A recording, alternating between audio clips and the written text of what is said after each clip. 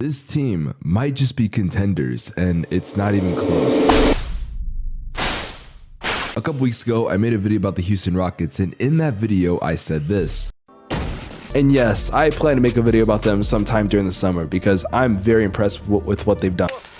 I hate this channel. I've been wanting to talk about the Oklahoma City Thunder for a while. They're very interesting to me as a team. I've been following this team for the longest of time, and honestly, I have a lot of good things to say about them. In this video, I have about 4 main key points I do want to attack about this team and show how they could be contenders as far as this year goes. Real quick though, I do want to recap what happened at the end of last year and kind of show the progression this team made, because last season they finally had an opportunity to make the playoffs. They were the 10th seed and they beat the Pelicans. Unfortunately, they could not get the 8th seed as they would lose to the Minnesota Timberwolves. I think last season kind of showed flashes how good this team could be, but there are also so many circumstances we could have looked at. For example, Chet Holmgren, he was not healthy last year. He missed the entire year, and now the OKC Thunder have him. Also, the arrival of J-Dub, someone who a lot of people think have big potential in the NBA. Not to mention, I would be a fool to not talk about the way Shai Gilgeous-Alexander went from a 24 points per game scorer, which is definitely respectable, to a 31 points per game scorer, and overall really ascended as a player last year. And some people might be like, oh, but they only made the play-in, they didn't make the playoffs. I think progression is progression at the end of the day, and Shai Gilgeous-Alexander showed a lot of progression last year, which I think that is also going to follow suit to his team, not just him as a player. Now, since we're talking about Shai Gilgeous-Alexander, let's actually talk about him for this upcoming season. I do think Shai is going to kind of keep the same pace that he had last year. I think he's going to be a 31 points per game scorer, maybe 30. Obviously, he's going to have a little bit of a drop, but I think it's going to be so insignificant, people are just going to consider him a 30 points per game scorer. I do, however, think he's going to make a jump in his playmaking, like his assists, and overall just the plays he's able to make on the basketball court. He has weapons now. He has a team that has finally played a little bit together. Now they got Chet. They're going to be dangerous. Speaking of Chet, I am interested to see how they incorporate him into the offense, but I'm going to talk about that a little more later on in the video. Regardless, I think Shai this year, and this might be a hot take, I think he's going to be an MVP candidate. Last season, I said the exact same thing. If you go back on my channel, there is a video where during the MVP run, when it finally kind of started to get talked about, I said, yo, Shai could win the MVP. However, I did mention in that video that the one downside and the one reason why he was not going to win the award was just because his team was not winning. But if they were maybe the 5 seed or above, I definitely saw him as a potential MVP candidate. Unfortunately, as we all know, that did not happen, and it didn't even come close to happening. And as much as I love Shai, if you remember how pissed off people were that Jokic won the MVP when he was like a 6 seed, oh my god, they're gonna get pressed if a 9 or 10 seed, I think, won the MVP award. But this season, I think it's a completely different story. I see Shai Gilgeous-Alexander playing on around the same level as he was last season. I do think that the Thunder are gonna be a way better team, which I'll say later on in the video where I think they're gonna end up as. Honestly, I'm very excited to see how Shai Gilgeous-Alexander is gonna be playing this season, because the jump we saw last year as a player, just completely ignoring his points per game, just overall, like the way he was able to play last year, it is a completely different thing from previous seasons. I think he overall got better as a scorer. I think his playmaking only got better, and even on the defensive side, I was very impressed with what I saw. Notice that a lot of young guards, when they finally start to average more points, become more the lead scorer, they kind of don't care about defense anymore. But with Shai, that was the complete opposite. Overall though, I do think Shai is going to be a great leader on this team, but now I want to transition into Chet Holmgren, because I don't want to go off just the summer league, because I have my own thoughts about the summer league. I don't know, maybe I'll talk about it in a future video. But from what I understood and from what I watched, I could say that Chet Holmgren played great in the summer league and he did his thing. I don't think that Chet's going to be this demigod, someone that's going to average like 20 and 15 his rookie year and he's going to be an ISO heavy player. I do think, however, he's going to be great in the paint, and most importantly, his defense in the interior is going to be what we talk about the most. And while he did average about 17 and 10, I'm most impressed with the fact that he averaged 3.5 blocks per game. And some people might talk shit about him being like, oh, well, he can't shoot. He shot 1 of 11 in the summer league. This might be a hot take, but quite frankly,